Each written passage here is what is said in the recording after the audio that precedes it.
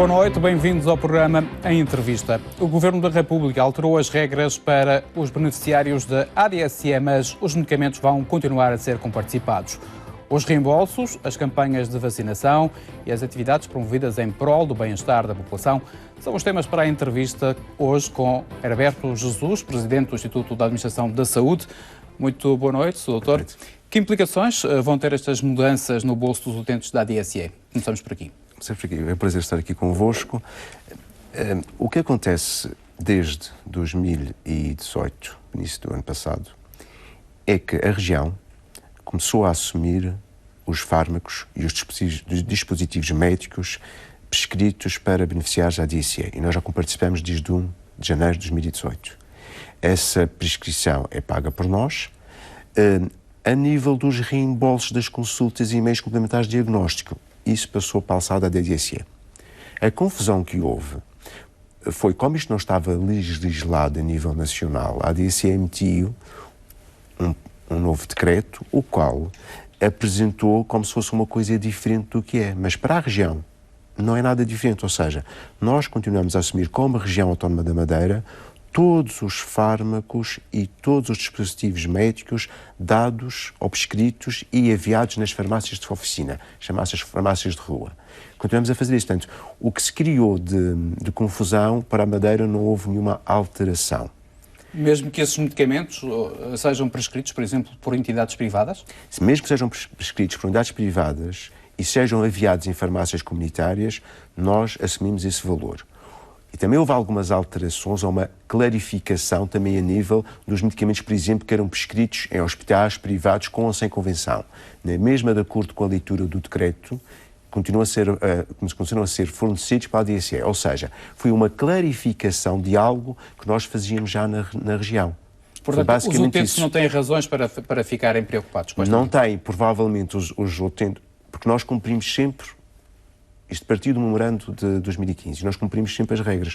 Portanto, nós, madeirenses, não temos de estar preocupados. Eu penso que o restante do país também não deverá estar preocupado, mas isso depois ultrapassa. Que despesas médicas é que são participadas pela ADSE na totalidade? Portanto, as despesas médicas na totalidade, eles, quando há convenção, a chamada convenção com determinados prescritores, eles prescrevem uma determinada quantia às pessoas e pagam o restante. Ou seja, continua a haver regras que são regras nacionais, que são variáveis de acordo se for um prescritor com convenção ou sem convenção. E os valores são variáveis, está bem? Mas são valores nacionais, ou seja, o que se faz no continente é o aplicável na Madeira. O que acontece na Madeira, e tem a ver com o rácio, a ADSE, como sabe, é uma entidade nacional que tem jurisdição sobre todo o país. Pronto, isto tem que ficar claro. Nós somos Portugal, como os Açores também são Portugal. O que acontece muitas das vezes é que as tabelas que eles estão a aplicar, as negociações, que são da ADSE nacional, o que acontece é que a convenção, existem alguns convencionados na Madeira que não todos, mas isto é um critério de adoção do próprio interessado e do próprio ADSE, que quer ter ou não mais convencionados na região. Isto não depende especificamente de nós. É por isso que há uma diferença de preços, por exemplo, nas consultas, algumas são 55 euros e outras no continente são 3,99 euros. Não. O que acontece é o seguinte, quando eu sou convencionado da ADSE, eu sou um prescritor, eu sou convencionado. Imagino que eu estou na Guarda, Coimbra ou na Madeira. Se eu sou convencionado, o utente paga 3,99 na Guarda ou na Madeira. E depois recebe 14. Está bem? Ou seja, a ADSE depois paga ao médico 14. Vamos pôr as coisas claras. E isto acontece na Madeira como em Portugal continental. Portanto, não há uma alteração.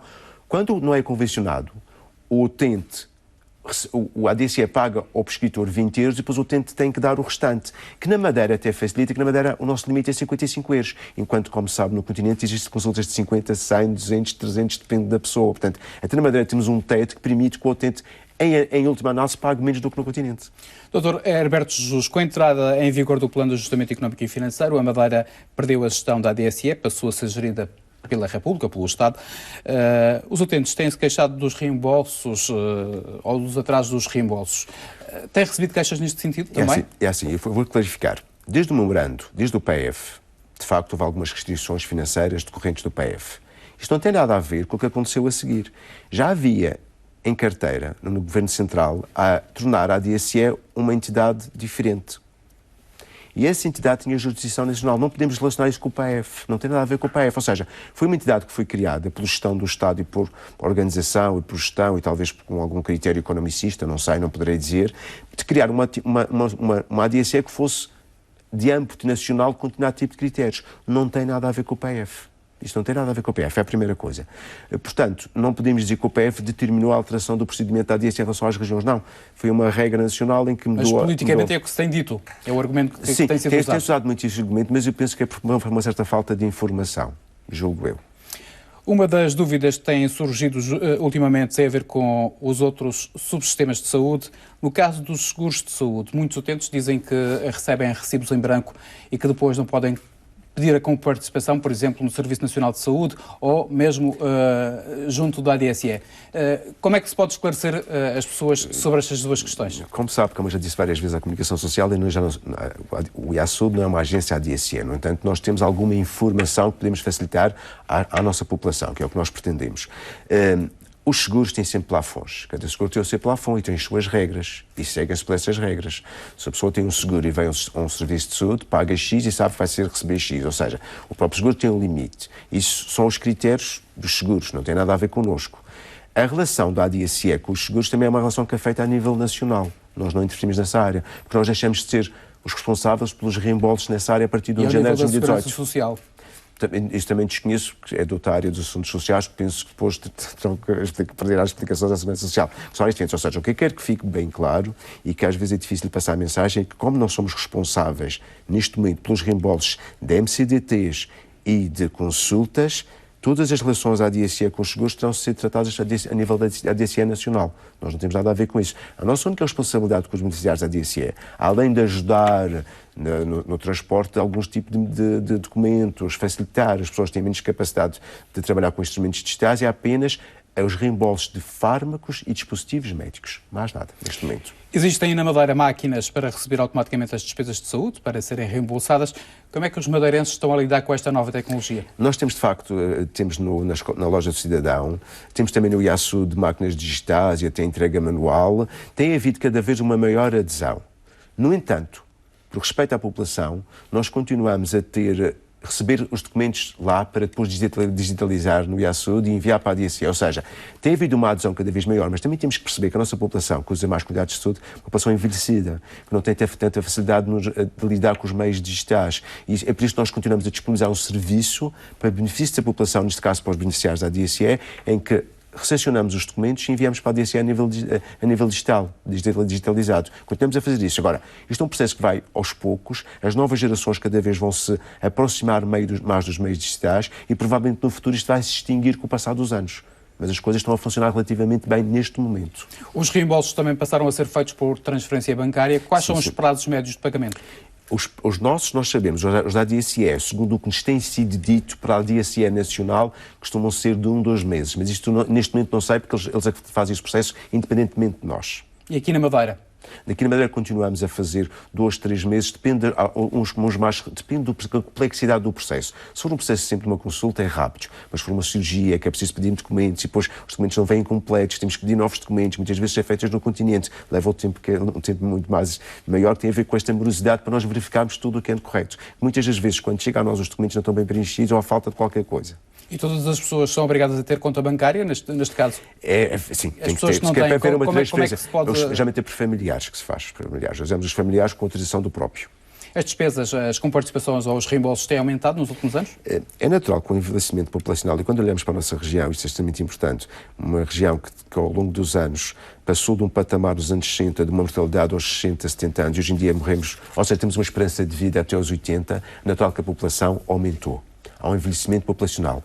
Está provado que quem tem mais de 65 anos, em termos gerais, gasta 5 vezes mais despesa de saúde do que quem tem menos de 65.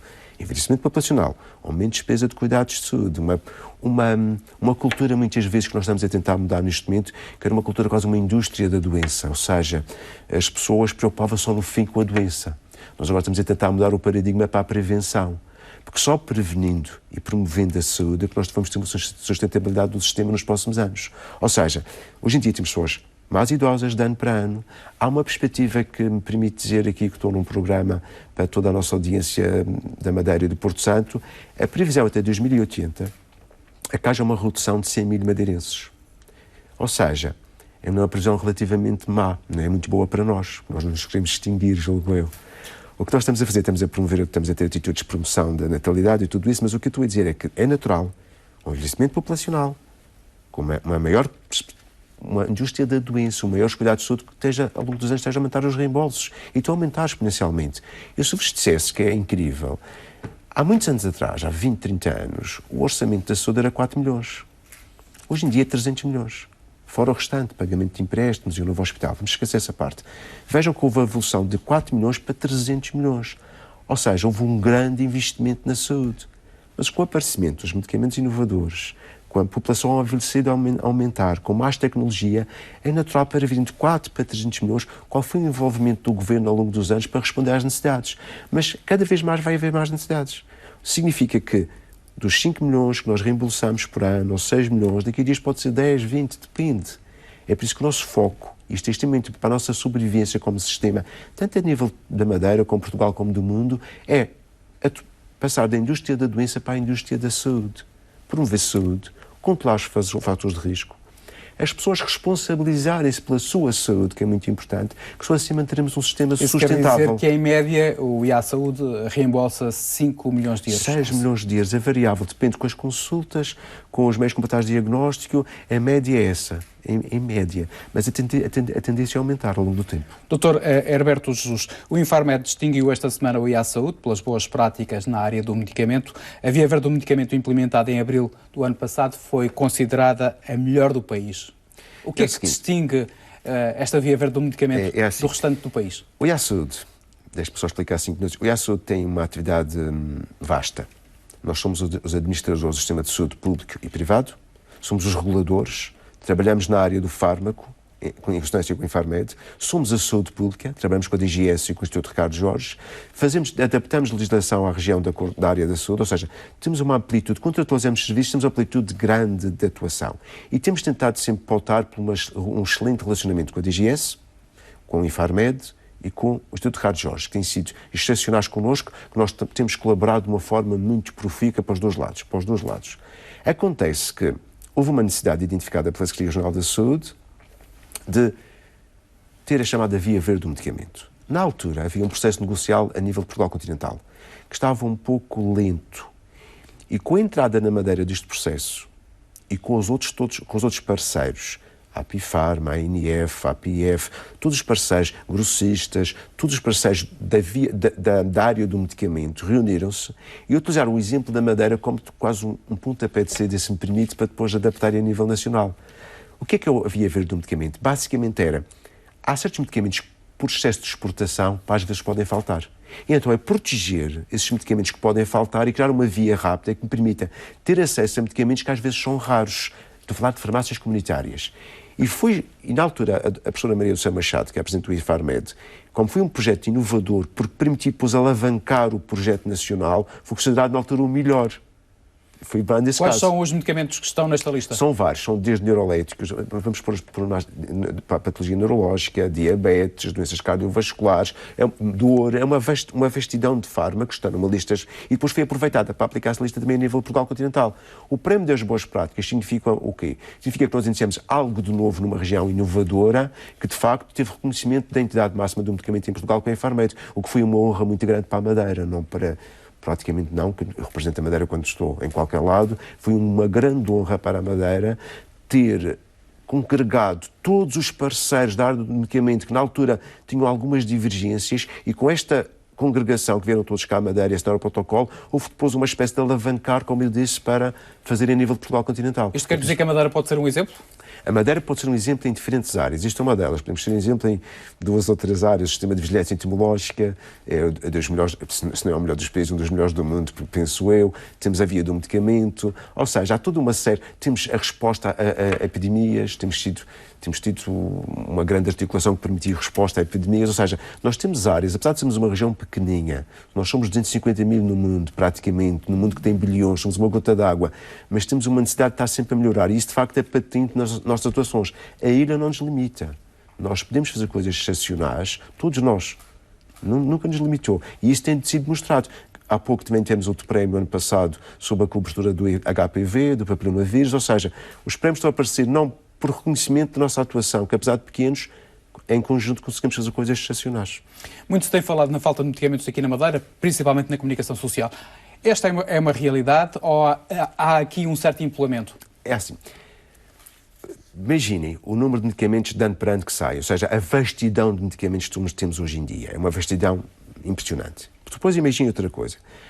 Há uma nova tipo de terapêutica chamada terapêutica inovadora. A terapêutica inovadora são fármacos que, de facto, trazem algo de novo em relação aos antigos. Habitualmente estão na área oncológica, também na área também de reumatológica, são determinadas áreas em que, de facto, eles são mais presentes. E são medicamentos extremamente onerosos. Tem uma relação custo-benefício razoável, são onerosos. As hepatites C, os HIVs, são tudo fármacos que, de facto, de ano para ano, aparecem novos e são os preços cada vez exorbitantes. Nos últimos anos, posso falar dos últimos 2 anos, houve, de facto, uma melhoria. Já não se fala tanto em falta de medicamentos, não se falta. O que pode acontecer de vez em quando, e pode acontecer e vai acontecer, é que há distribuidores que no mercado veem que o seu produto não tem rentabilidade, retiram do mercado. E depois, às vezes, não há substitutos. Isso pode acontecer de vez em quando. E aconteceu há dias com um medicamento para o Parkinson, que tentamos depois resolver o assunto. É articulando logo com o Infarmed e recebemos orientações e fazemos as coisas como devem ser. Mas é preciso ver que hoje em dia há falta. Já não é tanto por falta de financiamento, mas sim por falta de produção. E é o que vai acontecer nos próximos tempos. Porque com esta terapêutica inovadora em que as empresas ganham muito dinheiro, não interessa para uma pequena empresa estar a produzir um fármaco que custa 50 cêntimos, e começa a haver o certo dos antigos, que ainda têm alguns antigos muito bons, começam a desaparecer do mercado. E isso pode acontecer praticamente. A nível dos grandes fármacos, daqueles que são onerosos, que custam 100 mil, 200 mil, esses aparecem sempre. Que a produção interessa para a produção. Ou seja, se houver no futuro, nos próximos tempos, falta de medicamentos, poderá ser muitas vezes por falta de produção e às vezes distribuição. Esses mais caros, como por exemplo o da hepatite C, necessitam de uma autorização especial? É isso? Sim, sim. O da hepatite C tem que estar numa plataforma de hepatite C, tem que ser aprovado pelo Infarmed, tem toda uma série de regras. Primeiro é aprovado pelas comissões de farmácia terapêutica locais. Depois passa para a regional, que está sob a alçada do IASUD, e depois vai para o Infarmed. Há toda uma panorâmica. Nós é que gerimos o processo no IASUD. E isso tem que ser bem regulado para tentar saber também qual é a eficácia. Porque se eu vendo um medicamento que hoje em dia, antigamente eram 20 mil euros, mas com o passar dos anos agora custa à volta de 7 mil por doente, 7 mil. Mas tem que haver, de facto, um custo-benefício. Perceber, de facto, se eles dizem que melhora 90%, se melhora mesmo 90%. E isso é um processo que tem que ser bem acompanhado. E aqui na Madeira tem vindo a ser registado. Temos muitas pessoas a fazer tratamentos, a aprovação costuma ser rápida, mas tem todos os mecanismos legais que são importantes de cumprir. Só nos primeiros 9 meses do ano passado faltaram 45 milhões de medicamentos nas farmácias portuguesas, o que correspondeu, digamos assim, a um aumento de 28% face ao ano 2017. Aqui na Madeira, é possível estimar o montante da falta de medicamentos nas farmácias? Neste momento eu não posso ter um número exato, mas o que eu tenho notado ao longo do tempo e com a colaboração que eu tenho com as empresas dessa área é que só houve praticamente falta de um ou outro medicamento que era extremamente importante, que os outros podem ser substituídos. Eu, propriamente dito, a nível de prestação de cuidados, a nível do feedback que tem-me sido dado, não vejo nenhuma falta de medicamentos que sejam essenciais. Agora, é por isso que a Via Verde surgiu, é para evitar que isto aconteça, porque há medicamentos-chave que nós precisamos mesmo. E na Via Verde estão os medicamentos-chave, não estão aqueles que podem faltar e têm substituto. Tem aqueles que são únicos. E é por isso que a Via Verde é algo extremamente importante para a região e para o país. Porque, de facto, para uma empresa que tem um fármaco, e se o fármaco custa em Portugal €1, e num país que não vou dizer o nome custa 60, para onde é que acham que ele vende o fármaco? Portanto, é uma questão de é por isso que a Via Verde protege disso. Também de escala. É a economia. A Associação Nacional de Farmácias defende o alargamento da Via Verde do medicamento a todos os medicamentos cuja continuidade terapêutica deve ser assegurada por razões de saúde pública. Acha possível que aqui na Madeira se possa assumir esta responsabilidade? Ou seja, a Via Verde é feita sempre em articulação com o Infarmed, que é o regulador nacional. Ou seja, o Infarmed está ligado ao IASUD, nós somos uma espécie, temos competência no Infarmed, mas o Infarmed é o organismo nacional. A lista foi negociada com a ANF e essa lista é que temos que cumprir. Se houver alteração da lista, nós vamos assumir. Qual é a mais-valia, digamos assim, desta Via Verde? Via Verde é ter medicamentos que, de facto, em vez de serem exportados, nós temos acesso a eles. Medicamentos que às vezes podem faltar. É feita uma lista dos medicamentos que faltam mais, os 50 mais. E nós temos acesso a esses 50 mais que faltam e que são essenciais e que não têm substitutos. É uma mais-valia importante para a região, é extremamente importante. Com o medicamento que falta, deixa de faltar. Muito se tem falado também dos medicamentos genéricos. Os madeirenses já os genéricos é algo cultural. Os genéricos... Durante anos, é natural que o processo genérico é um processo lento de introdução. Durante anos falava-se muito em marcas, chamadas as moléculas originais. E foi-se falando em marcas e nós, madeirenses, habituamos às marcas, aos nomes. E quando de repente põem um genérico com um nome esquisitíssimo, com os genéricos vêm com o nome de origem, o nome químico, por assim dizer, as pessoas ficam com uma certa reticência. Mesmo a nível nacional, a evolução tem sido lenta. O Estado português quer chegar aos 60% nos próximos anos. Nós estamos agora à volta dos 40%. Nós também queríamos chegar aos 60%. Portugal está a 48%. A diferença não é muito, apesar de ter começado muito mais cedo do que nós. Nós continuamos a fazer campanhas, continuamos a promover a utilização do genérico, mas do genérico que é eficaz. E isto depois de cada doente é um doente. E depois o próprio prescritor é que tem que notar se de facto tem o mesmo efeito ou tem o mesmo efeito. Teoricamente, os que estão no mercado têm o mesmo efeito e estão sempre sob vigilância da Infarmed para ver se são adequados ou não. É natural que o mercado genérico permite eu ter depois, isto é o custo de oportunidade. Se eu poupar aqui, posso gastar no outro lado. Se eu conseguir poupar em genéricos, depois posso comprar outras coisas para a saúde. Tem a ver com isso. E a Madeira tem poupado muito com os genéricos? Tem poupado muito com os genéricos, poupa, porque se a cota de mercado for aumentando, nós podemos poupar milhões. Mas a questão é de ver até onde é que podemos ir. Agora, hoje em dia estamos em 40%. Tem aumentado 0,5%, 1% ao longo dos anos. Isto é muito variável, porque tem a ver com as pessoas, tem a ver com os prescritores, tem a ver com o cidadão que também não tem muita confiança. Isto aos poucos vamos ganhando disso. E o objetivo é tentar chegar aos 50%, nos próximos 1 ano, 2 anos, para tentar um dia... Porque também, repare, cada ano entra mais moléculas. Aquilo 40% já não é 40%, como entraram muito, já tem, se calhar, mais valor do que 40%, mas isso é um mercado dinâmico. Mas a nossa perspectiva é genéricos, ter confiança nos genéricos, o prescritor tem que ter o cidadão. Se o prescritor perceber que o genérico funciona, o genérico. Também não há genérico para todas as coisas, também temos que ver. E tentar aumentar o mercado de maneira a nós podermos ter dinheiro para outra área. Em termos da Unidose, acha que a Madeira também ficava a poupar muito se houvesse uma maior sensibilização, uma maior sensibilidade por parte da indústria farmacêutica para esta questão? É lógico que eu, quando vou a uma farmácia e tenho uma patologia, peço um medicamento em que eu só preciso 5 ou 6 e me dá uma caixa de 30, é complexo. Porque, ao fim e ao cabo, eu não vou precisar dos outros 16 ou dos outros 15, e além de precisar dos outros 15, o que é que eu faço com os outros 15? Isso é outro problema. Só que as embalagens, a indústria fez isto tem muitos stakeholders no meio disto tudo, ou seja, a indústria fez aquelas embalagens, não interessa fazer uma embalagem.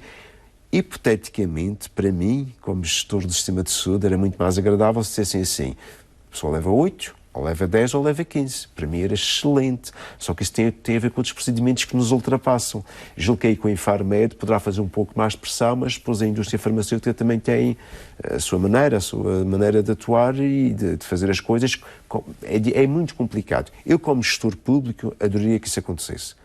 Mas é preciso uma dinâmica, é preciso um envolvimento de outros parceiros, é preciso tudo uma mudança de estratégia, mudança de políticas e mudança de pensamentos, que isso é algo que...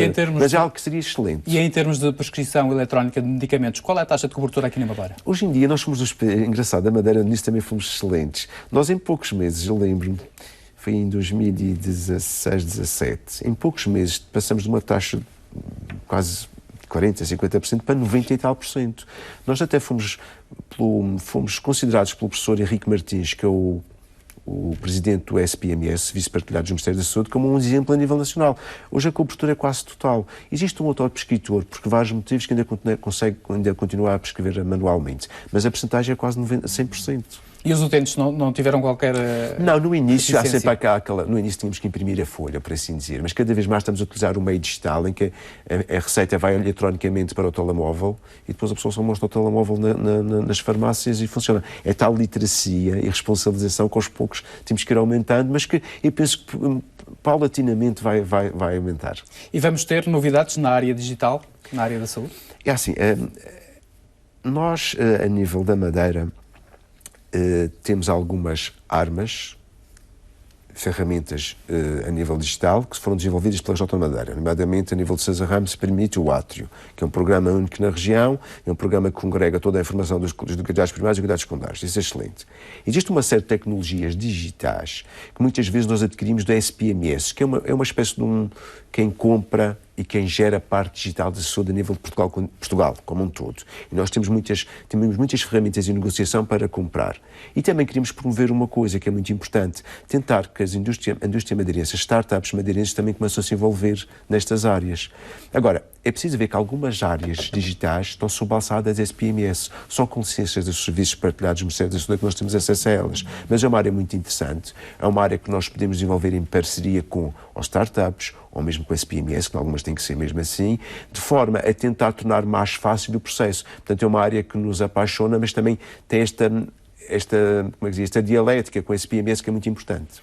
Já disse o ditado que prevenir é o melhor remédio. Que ações de prevenção é que estão a ser desenvolvidas aqui na Madeira? Como eu disse há pouco, qualquer sistema de saúde hoje em dia, para sobreviver e para ser sustentável, tem que basear a sua atuação na prevenção e na promoção. E nós temos cada vez mais atuado nessa área, a nível de comportamentos de risco.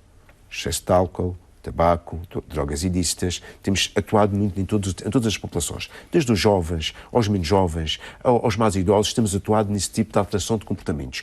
São, geralmente, formações, interativas ou não, formações mais práticas ou não, e temos tido um grande investimento nesta área. Queremos investir cada vez mais no tabaco. Estamos a criar, ou seja, formações para essa área. E já estamos a fazê-las. Estamos a tentar que a população entenda de uma vez por toda. Fala-se muito em literacia em saúde. Literacia em saúde não é só ter informação, porque eu posso ter informação e continuar a fumar. Eu posso ter informação e continuar a beber. O problema é a responsabilização. E quando sei que o tabaco mata, e mata mesmo, e quando sei que com o tabaco vou ter um cancro do pulmão mais cedo ou mais tarde, eu devo pensar para mim próprio duas hipóteses. Ou eu deixo isto andar e depois o sistema de saúde que me deu o fármaco custa 100, 200, 300 mil euros. Ou então ter uma atitude assim, não, eu quero ser saudável, eu quero ser feliz, então vou começar a alterar o meu comportamento. Ou seja, tem que haver uma responsabilização. A sustentabilidade de um sistema de saúde na Madeira, ou em qualquer lado do mundo, depende da população, não depende dos gestores.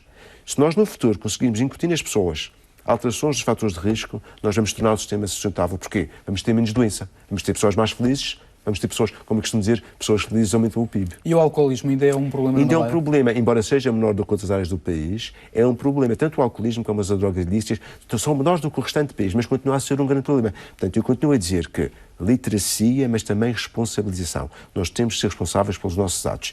É imperativo para nós conseguirmos manter o sistema sustentável nos próximos anos. Doutor, a Madeira foi pioneira na proibição de drogas ditas ilegais, como, por exemplo, o Blume. Esta lei surtiu efeito? Já se nota menos pessoas a consumirem estas substâncias ou não? O que se nota cada vez mais é que as substâncias chamadas, entre aspas, drogas duras estão a reduzir. Ou seja, e isto é preciso dizer agora, que isso também foi mais algo que foi referenciado num congresso que houve na Alemanha. A OCAD, que é uma unidade do IA-Saúde, que também trabalha com o CICAD, que é o organismo nacional que trabalha nestas áreas dos comportamentos aditivos e dependências, levou como exemplo a Madeira como exemplo de proibição das drogas ilícitas e foi referenciada em Alemanha como exemplo de sucesso. E, de facto, houve uma diminuição. O nosso problema agora é as drogas mais leves, tipo o cannabis. Porque o cannabis é considerado uma droga leve. E até há pessoas, até há determinados grupos que acham que aquilo é uma coisa quase infantil, e não é. Nós temos já doentes internados com cannabis, porque o cannabis tem compostos que podem dar alterações psicóticas. Portanto, o cannabis não é droga leve. Passou-se de um paradigma de drogas esquisitíssimas da internet pesadas para um paradigma. Já que uma lei foi aprovada e teve sucesso na região, vamos passar para drogas leves. E uma delas agora, o cannabis, está-nos a preocupar muito. Portanto, ou seja, houve uma melhoria das drogas pesadas, mas estamos a aumentar as drogas leves, que também têm efeitos deletérios para a saúde. E há muitos casos?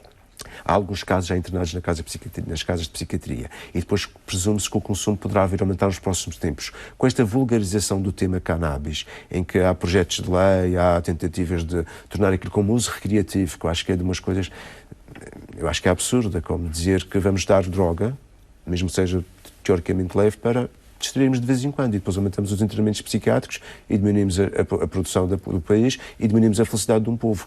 Eu acho que extremamente... Eu não dizia... não acho que seja desonesto, que as pessoas devem saber o que estão a fazer e devem até pensar que não é assim. Mas, do ponto de vista científico, eu acho que as coisas têm que ser feitas baseadas na ciência. Estamos numa altura que é muito propícia para a gripe. Quando é que podemos atingir o pico? Portanto, a gripe, permitem-me que lhe digam o seguinte, nós ao longo dos anos temos aumentado a nossa taxa de cobertura, estamos a aumentar, neste momento já temos 53%, e a nossa pretensão, como a nível do país, é chegar aos 60% dos idosos, das pessoas com mais de 65 anos. Estamos a cobrir vários grupos e tem sido um sucesso. Neste momento, podemos pressupor, e eu afirmo outra vez, e por isso que as pessoas que estão em casa vejam que eu não estou a dizer uma estimativa. A estimativa é algo que pode acontecer ou não pode acontecer. Mas talvez daqui a 2 semanas, talvez. Mas também pode não acontecer. No entanto, a cobertura já é muito boa. Temos grupos-alvo de doenças crónicas também cobertos, temos os profissionais de saúde cada vez a aderir mais à vacinação, temos grupos frágeis também cobertos, ou seja, neste momento estamos razoavelmente preparados. E a nossa perspectiva no futuro é cada vez aumentar o número de vacinas. O meu ideal nos próximos tempos, se me permitirem, seria chegar até aos 70% da população coberta. Mas isso veremos, ou seja, quantas vacinas foram administradas já foram dadas este ano? 35 mil, quase 36, 35 mil. E nós compramos 38 mil, que dá para a cobertura. Por ano, se calhar, vamos comprar 40 mil. Quais são as pessoas que deviam vacinar-se? Pessoas com mais de 65 anos, pessoas com doenças respiratórias, com diabetes, com doenças imunocomprometedoras, doenças que alteram o sistema imunitário, toda uma série de situações. Os próprios pessoas que prestam cuidados a doentes, portanto, bombeiros que fazem transporte de doentes, tudo quem lida com doentes é considerado, vai dirigir aos 6 centros de saúde e é vacinado, gratuitamente. Este ano o IASA deu especial atenção aos sem-abrigo. Foi fácil chegar a estas pessoas que normalmente não vão aos centros de saúde? É assim, como sabe, eu como administrador do sistema de saúde, tanto público como privado, e com as relações excepcionais que nós temos tanto com uma entidade pública ou privada, torna-se fácil de estabelecer elas e de ser eficaz. E, de facto, não foi difícil, porque articulamos imediatamente com o César Ramo. O César Ramo, na sua área de cuidados primários, nomeadamente de centros de saúde, detectou focos. E já temos 55 de sem-abrigo. E estamos alerta para mais. Estamos a pedir aos diferentes localidades que os identifiquem para trazerem. É uma medida excepcional porque muitas deles têm doenças crónicas, têm doenças respiratórias. E é um critério para fazer vacinação. E o frio também. No passado tivemos a gripe A. Este cenário está afastado? Neste momento, o que eu posso dizer, se não houver alguma intercorrência, neste momento está o chamado gripe A, como se ouvia dizer, não temos nenhum caso e provavelmente não teremos. É por isso que estamos a promover cada vez mais a vacinação. Agora, se me permite uma coisa, e podemos depois passar para outro tema, é o seguinte. A Madeira é uma ilha com uma grande mobilidade. Estão sempre a entrar pessoas e a sair. E em todo o mundo existe surtos de tudo o que possa imaginar.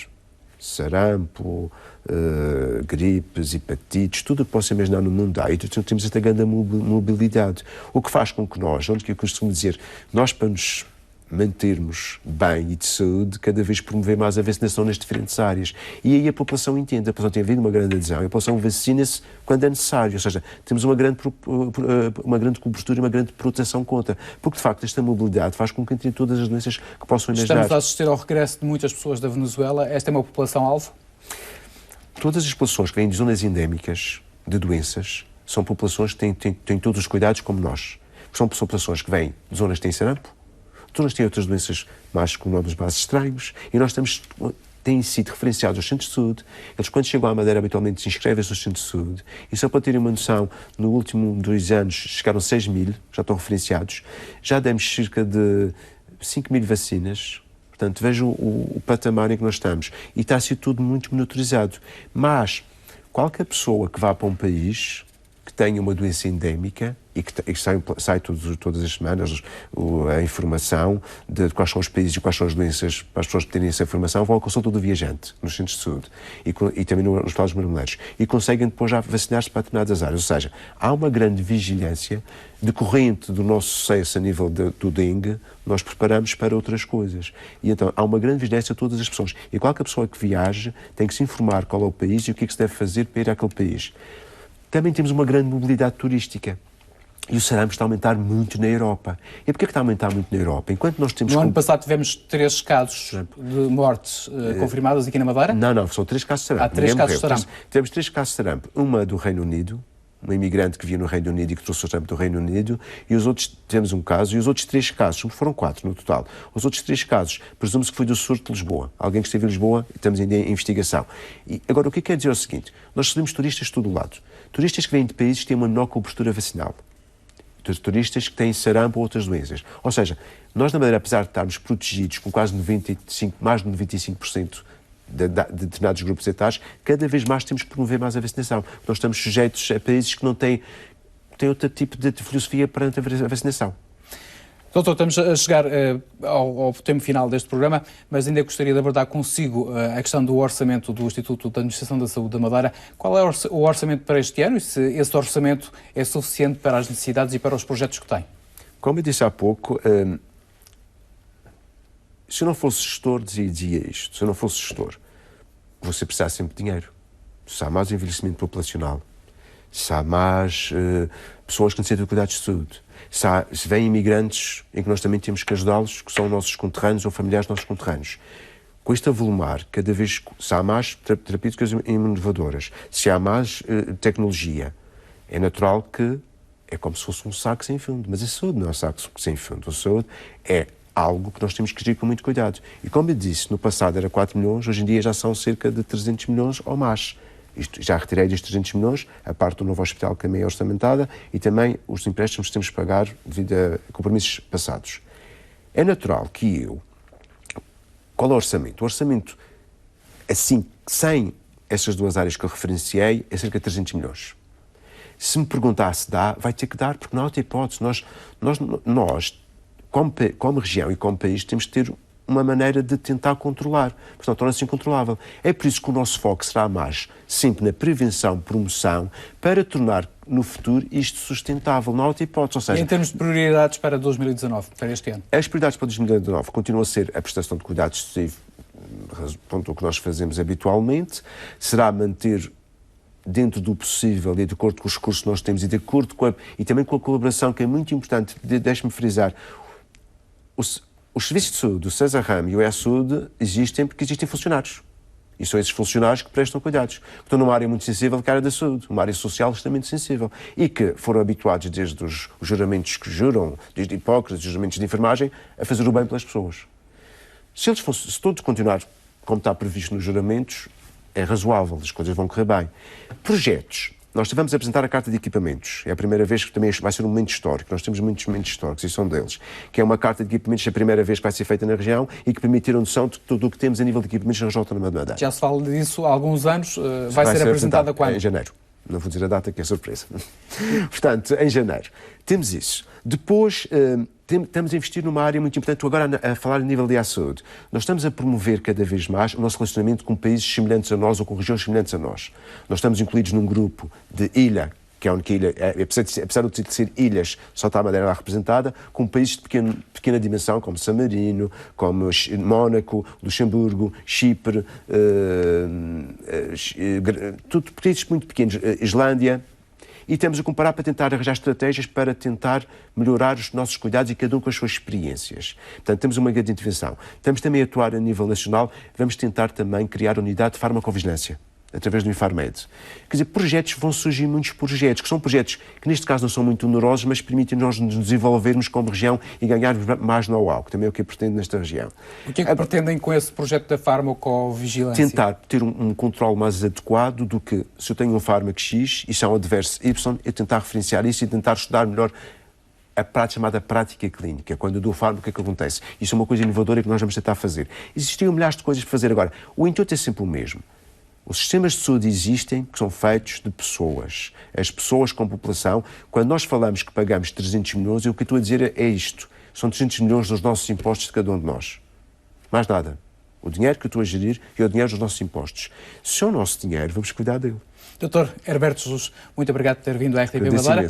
Nós colocamos um ponto final neste programa de entrevista. Assim, especial, desejo uma boa noite e também um bom fim de semana.